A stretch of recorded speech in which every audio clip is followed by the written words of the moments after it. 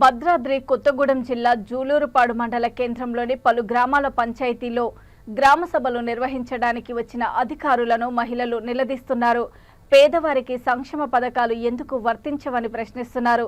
తెలంగాణ రాష్ట్రంలో కాంగ్రెస్ ప్రభుత్వం వస్తే పేదలందరికీ న్యాయం చేస్తామని చెప్పిన నాయకులు ఇప్పుడు ఎటు వెళ్లారని మహిళలు ప్రశ్నిస్తున్నారు.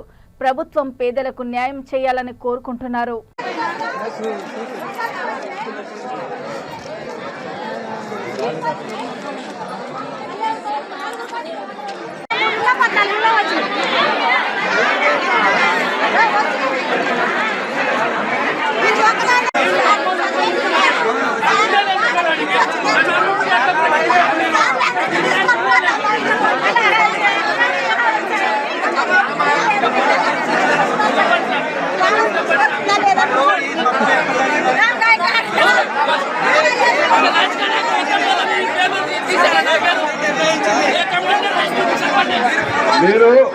మీరు మాట్లాడు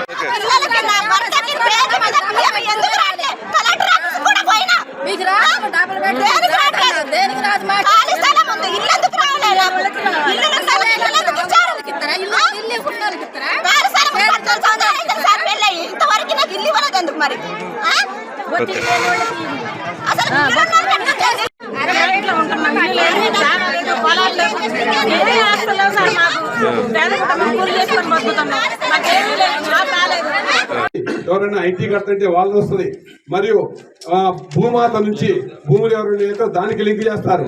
ఇట్లా వాళ్ళ దగ్గర ఉన్న రకరకాల సమాచారాన్ని బట్టి మరియు మన ఇంటి స్థితిని బట్టి వీటన్నిటితో పాటు రేషన్ కార్డులో ఎవరెవరు ఉన్నారు ఇన్ని తీసుకొని రన్ చేసిన తర్వాత ఒకే రేషన్ కార్డులో ఒక తండ్రి కొడుకు ఉండుండొచ్చు, ఇప్పుడు మీరు అన్నట్టు విడిపోయి కూడా ఉండుండొచ్చు.